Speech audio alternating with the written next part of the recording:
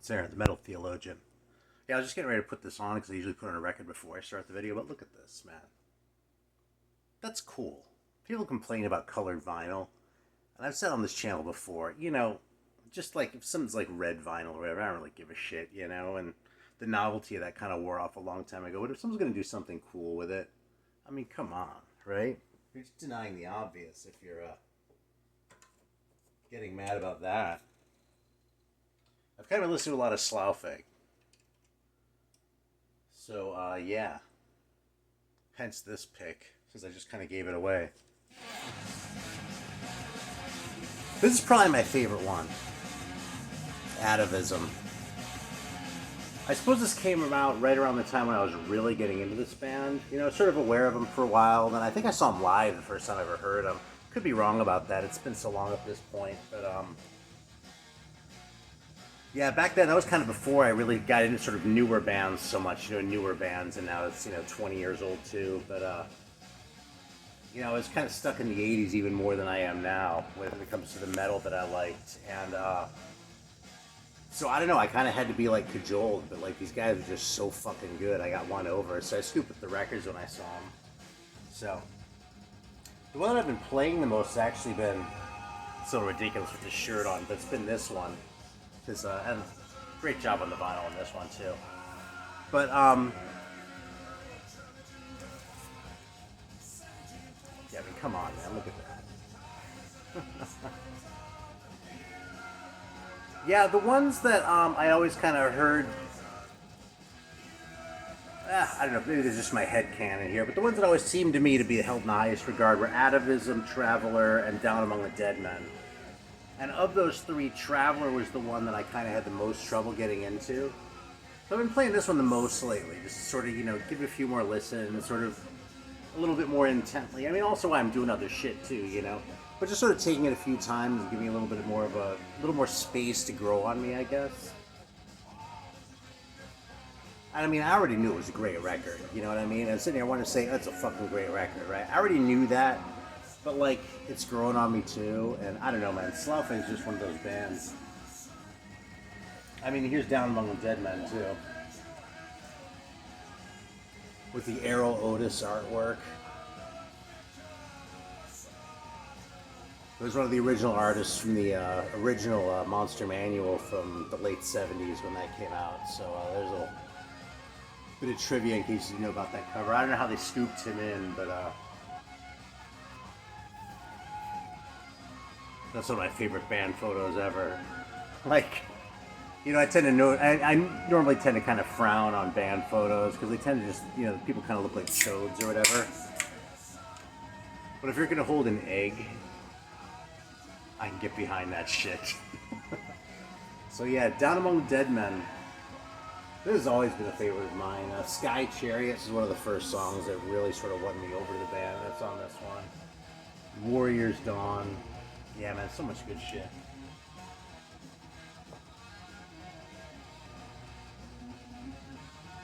I'm actually drinking one of these. I haven't, done a review video of this spiced shit, because I've only had the zeros, I don't really talk about diet sodas when I talk about sodas. I mean, I don't talk about sodas much at all anymore. Some fucking glue shit from the 12-pack. Yeah, so, reviewing a diet soda just doesn't really seem right because it's not really the real thing, It's sort of like, I mean, it's basically it's water with a fuckload of sugar in it, So I wanted to try these, but I didn't really bother talking about them on a video. But it kind of tastes like shit. It's kind of perfumey and not that good. But it's funny because what it hasn't come with the vanilla, at least the vanilla zero shit, is it kind of tastes like shit, but then every so often I'll just sort of get a hankering for it anyway, just for something different. I'll get a 12 of cherry once in a while to sort of mix it up a little bit, but I actually like those. This shit kind of sucks, but every so often I kind of want one anyway. So I don't know, you can tease out whatever kind of psychological motivations you want to out of that, that inclination. But I figure sodas are sort of like records, you don't always want the best stuff. You generally probably want something good, but you don't necessarily want the best stuff, you know. And sometimes you want something that's a little bit shitty, you know. It's not all that long ago I was talking about Foreigner and shit like that on this channel, so you know. Sometimes you want something that kind of sucks a little bit.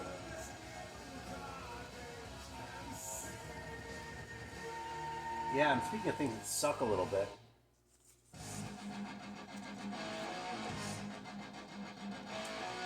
Well, I don't know if this really sucks a little bit.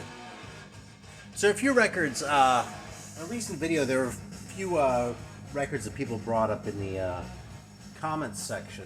So I pulled them out again to listen to.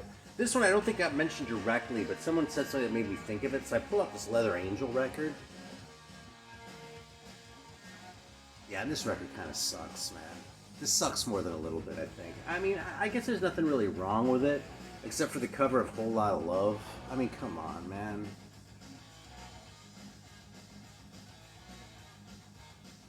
Yeah, it's 1983, so a little bit early for what it is, I suppose, although not relative to, like, Girl School or Rock Goddess or something.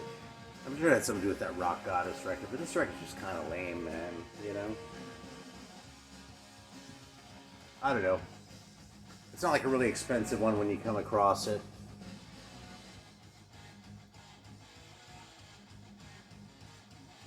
And I suppose people think that means that to a certain degree, at least, things are right in the world, because if this record were like a high dollar rarity, that would just be whack.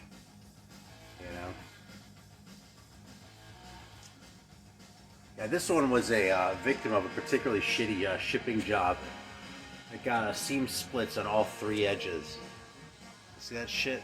It's kind of annoying. Like I said, the record's kind of crap anyway, so I don't really think about it very often. There were two others, though, that I ended up pulling out, and I enjoyed a lot more than I expected to on both of them. The first one was this band, Snow White, from Alaska. And first of all, they're from Alaska, right? I mean, that's like automatic points right there, right out of the gate. And second of all, they look like this. This is one of my favorite songs on this record, by the way. But yeah, look at that. I can kind of get behind that, you know, and sort of in that weird, like, cutout shape. So this is limited edition with a couple songs from a forthcoming album that never actually came out. So it's another, you know, it's another good sign to a certain degree. So this record, I sort of remember it as having, like, a little bit more intro than the record itself warranted. And it's really just an intro and two songs, okay? It's, a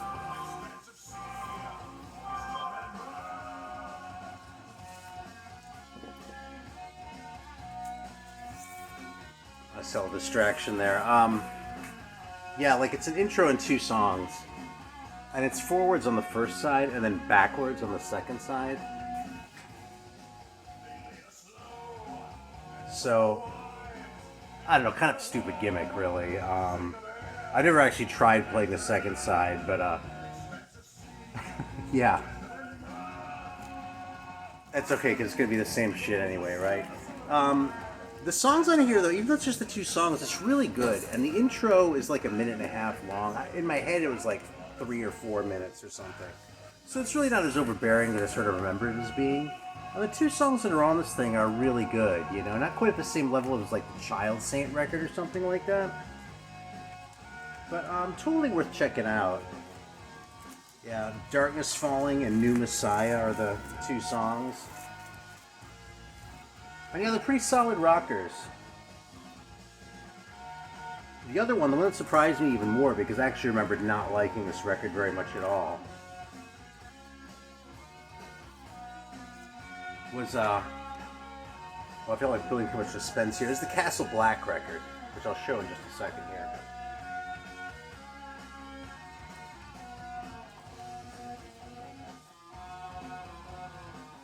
Yeah, you've probably seen this one around. It's really not very hard to find. In fact, yeah, given that it's on Totally Outrageous Monster Records, I don't know what kind of distribution deal they had or something like that, but this record is really pretty common. That price sticker might well represent what I paid for it. Look at how private it looks, you know? Looks like it should be super, like, obscure, like one of these, like, badass rarities. It's kind of not. But I remember this record as being kind of glammy and just kind of corporate and, you know, poppy sounding. And I kind of don't know what I was thinking. Now, it's not the heaviest thing ever. And at the time when I got this, I was definitely more interested in, you know, I still like the heavier metal. It's not like I've, you know, softened that much, you know. But I have softened a lot with regard to, like, sort of more AOR type shit and that sort of thing. And this record is a lot heavier than an AOR record, you know what I mean? And, you know, it kind of has some hooks. It has a little bit of... It's not like this record had no commercial potential, forget it, you know? But it's a pretty rockin' record, man. It's pretty heavy and, well, not that heavy, but, yeah, fuck it, I'll just put it on for a minute. What the hell? Let you gauge the heaviness yourself. It was just a lot better than I remembered it being. So I was sort of like, holy shit, man. I'm really glad I pulled this thing out, you know? I swear, one of the best things about getting a little bit older is that, like, shit that used to seem like a big deal just doesn't bother you as much anymore. And I feel like that helps so much as far as appreciating records that I already have. So I pull something out like this. I really kind of written this off as, like, whatever. I think I even tried to trade it at least once and, like, clearly wasn't successful. But this just isn't bad. I just was in the first side a couple minutes ago, so I'm going to start side 2. I'll probably cut it off before we get to the cover of Black Diamond, because, you know, you all know how Black Diamond goes if you're watching this channel.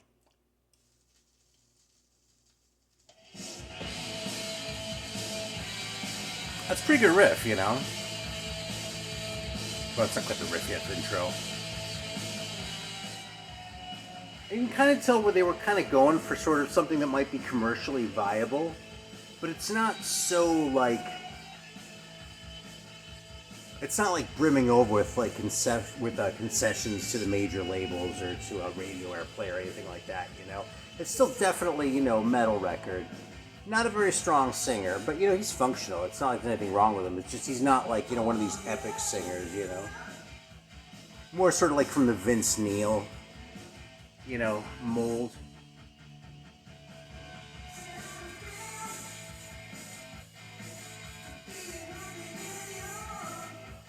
See, this kind of has a little bit of glam in the songwriting, but like I kind of written this off as glam in my head. And this record really doesn't deserve that at all, you know. This is pretty rockin', you know.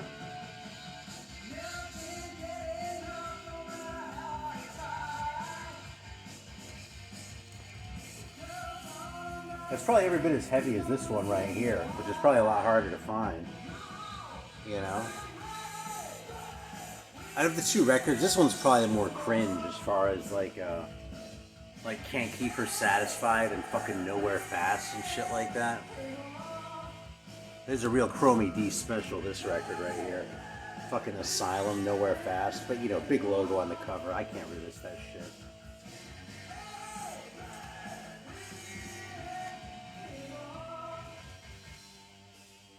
Yeah, in fact, this is very comparable to the Asylum record, the more I'm sort of listening to it here now. Anyway, Castle Black is a record that's not that hard to find, and I really snoozed on it kind of unfairly for a long time, you know? They're never going to be the greatest band ever. They're no Slough, you know? But they're pretty fucking good. So what else do we have to talk about here? Let me stick this one back. I almost put this one on for a minute because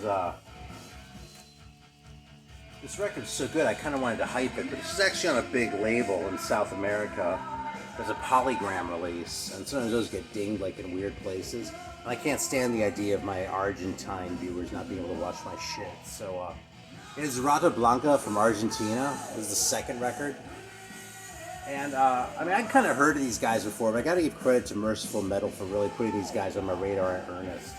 Because it's just really good, man. Just the songs are really good. It's just solid, like, you know, hard and heavy record. You know, I mean, really like a heavy metal record. It's just not, it's not the heaviest thing, you know, especially not for 1990. The songs are just good, man, and well executed, well performed, and I just enjoy listening to this shit, man. So I have the first two records. I want to find the third one of these days too. But Rata Blanca from Argentina, great fucking band. And there's a reissue of this that came out within the last year or two. There's some sort of deal where they put it on two records. And between the fact that it was a double and that because it weighed more because of that, you had to pay that much more to get it shipped from Argentina. It came out kind of expensive, so I was like, well, fuck it, I'd rather have an original anyway, you know? And I found a deal on this one, so that's how this one came about. But yeah, don't let that semi-corny cover fool you, because this is a great record, man. Yeah, Magos, Espadas y Rosas. In my excellent Spanish.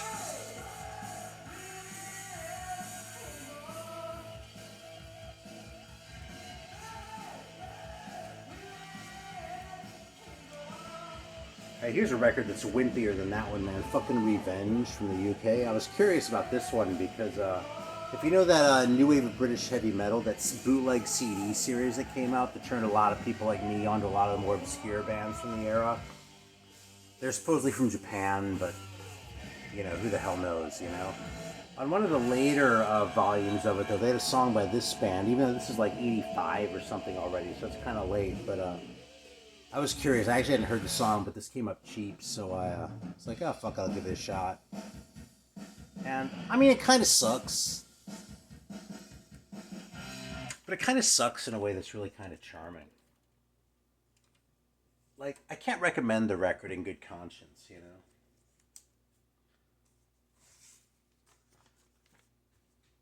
It's funny. I feel like sometimes I have to say, you know, I like a record and I recommend it. And sometimes I have to say I like a record, but I can't recommend it. Revenge kind of falls into the latter category. And I'm not even quite sure if I really like them.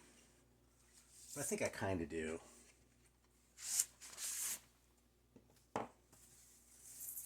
We're going to fire this up for a minute. I mean, the label looks promising, right? And they're called Revenge. It had a really kind of comical warp in it. A friend of mine flattened it out for me, but it's funny because it was sealed, and normally you'd think it's because you know, when it's been sealed since the 85 or whatever, it's gonna get all fucked up. But it's one of these deals. Let's see if you can see that on there.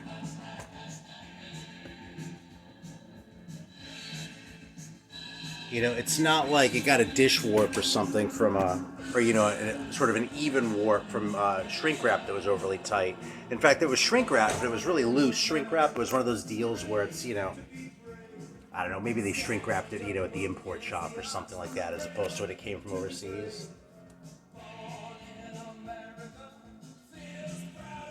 Yeah. Anyway, it was a funny situation because it's not warped in the way I would expect, and I don't know. I play it, so fuck it. I don't give a shit.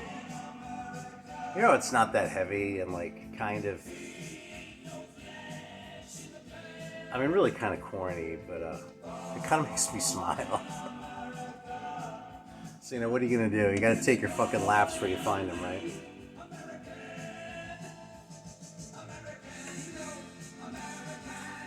Speaking of taking laps where we can find them, let's talk about the drama that's been in the vinyl community lately. Nah, I'm just kidding. There's no fucking drama if you're serious about this shit, you know? Having to fire this one up because I feel like the quality of the records that I've been showing has sort of been going down and down. And this one's a fucking banger. It's kind of a promising cover. Kind of a bad sign that they spelled their name wrong, though. I mean, I think they're trying to be cool, like with spelling Epedemic wrong, but I don't know, man. Maybe that's what you think if you're not a native English speaker. You guys are actually Swedish. Yeah, so that's Revenge. Doesn't really sound like there's much revenge going on, right? It sounds more like there's some sort of wussiness going on than revenge. But I don't know, man. I kind of like that record anyway. But Epidemic is like legitimately kind of a banger.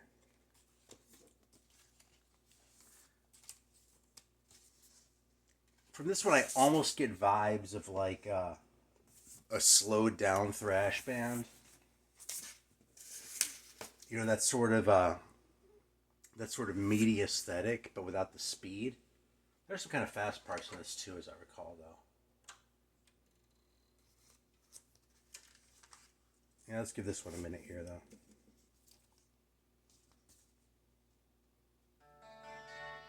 Yeah, this one's just like private press, I think, too. The catalog number, look, Epe 001, like Epedemic. I don't know what they're thinking, man. I don't know what they're thinking with that band photo either. You know, it's kind of not great. But this cover, I don't know, man. I mean, it's not a great cover, but something about the simplicity of it kind of appealed to me, you know? And then Jurgen showed this over on the Six Beers, Nine Wives channel, I think it's called now. I can't even remember what his fucking channel's called now, but it's a good channel. And I don't know, man. I took his word for it and rolled the dice on this one. And I'm kind of glad I did, because Future Doom was just one word, which is also kind of funny to me. It's a pretty fucking good record. That's going to pick up in a second here, so just be patient. In the meantime, here, let's look at an obvious one.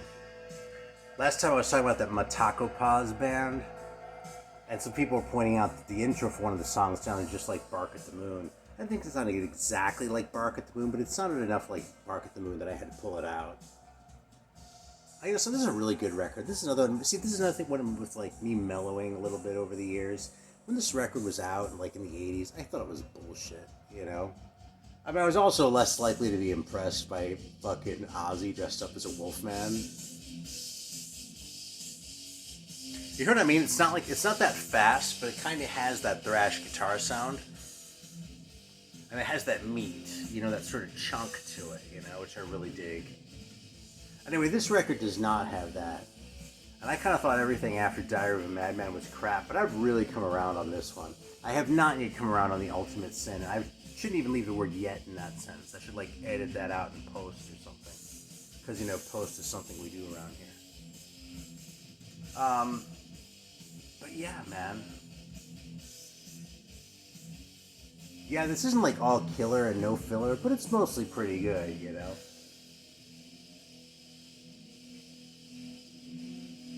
Yeah, and it's as sort of cringe as Ozzy can kind of be. It's hard to argue with that, man. I kind of love it.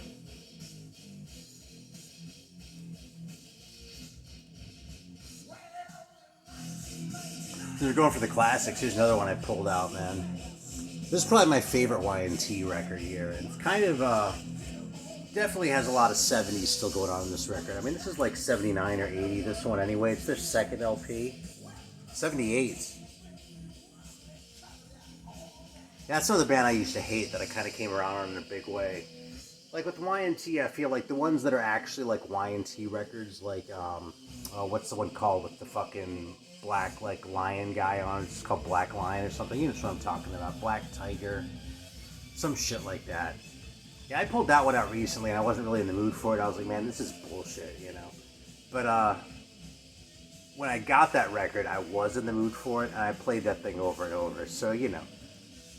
Anyway, that's one of those records where it's like, I like it, but I don't know if I can really recommend it. This one, I feel like I can really sort of recommend as a cool record, you know? Because as dorky as they look, it's just really good, man. And if you go to this expectation of being like sort of a late 70s sort of, you know, what was heavy metal in 78, this record's a banger, you know? And the songs are really good. It's pretty rockin'. It's like heavy and intense. And it's not the heaviest thing ever, you know? I mean, this isn't, you know, Breaker before Accept or anything like that. But just a really solid record, man. So hats off to Y&T, man. One of the also-ran bands. I used to see them. They were one of those bands where back in the day it seemed like if there was some sort of festival or something, Y&T would always be on there somewhere at the bottom. You know, like they were one of the bands that was always playing, but they weren't necessarily the ones that anyone was going to see. You know, they might see them because they were there. And now that I'm not like a little prick 16-year-old anymore, I sort of look back on that and go, you know, salute. You know, they're a hard-working band. You know, you got to give them credit for that. They did manage to have a career for a lot longer than a lot of other bands, so.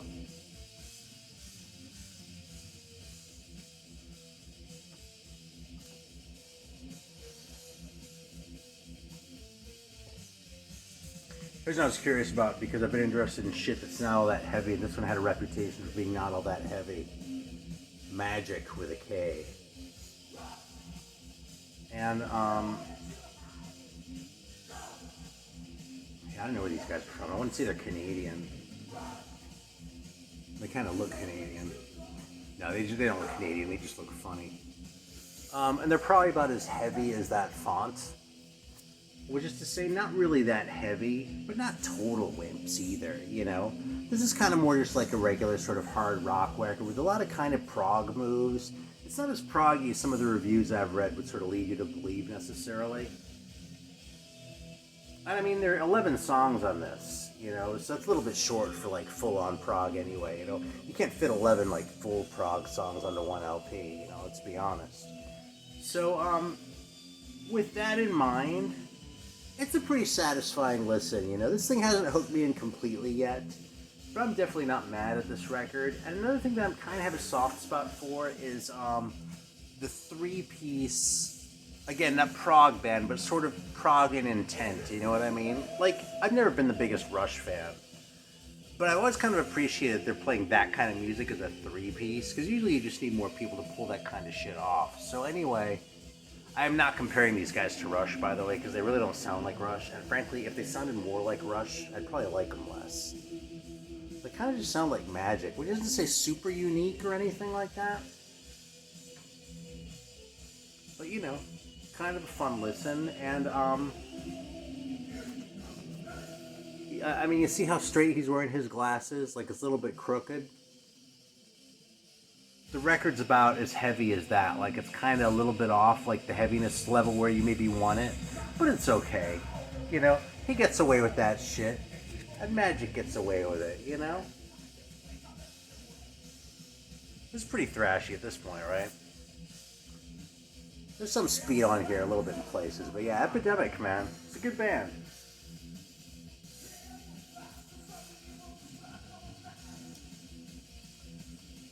What do we want to close it out with here? We're coming up on a half hour here. I don't want to drag this out too long. I pulled this one out. This is like what Leather Angel might sound like if Leather Angel were really good. That was sort of the connection. Fucking Malibu Barbi. I'm actually going to fire this up for a minute because I'll tell you something. If you don't know Malibu Barbi, and I say, oh yeah, Malibu Barbi is really good, you're not going to fucking believe me. Because you're going to go, Malibu Barbi, yeah, sure, they're really good. You full of shit. You're always hyping these shitty records on your channel anyway, man. Half the time you say something is good and I listen to it and it's crap. Now you're telling me Malibu Barbi is good? I'm like, no, dude. If Magic with a K isn't all that good, then how good could Malibu Barbi possibly be? Well, you're about to find out.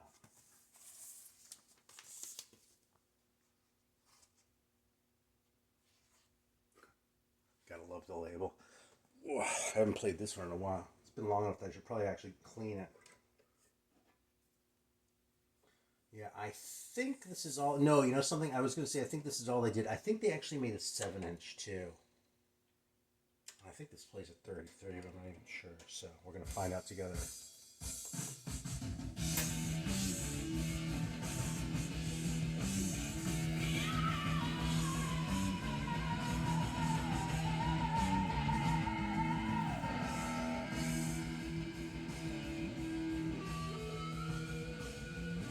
Not the heaviest looking cover, not the wimpiest looking cover either, right? But the big heart's kind of a bad sign. And they're called Malibu Barbi. But they sound like this.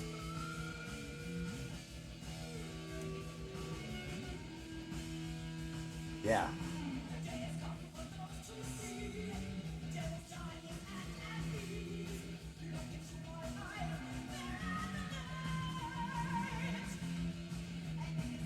Yeah, San Francisco band. I actually found this record twice in the wild in San Francisco. No, actually, I think I bought this one in LA. I found it once in San Francisco too, and I ended up trading that one.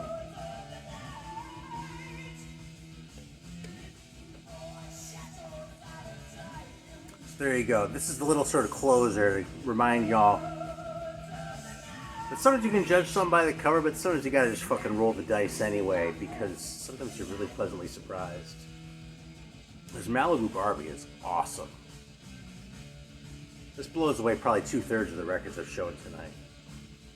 Alright, well anyway, that's what we've got for now. Just the usual miscellany. Thanks for watching. Always appreciate it.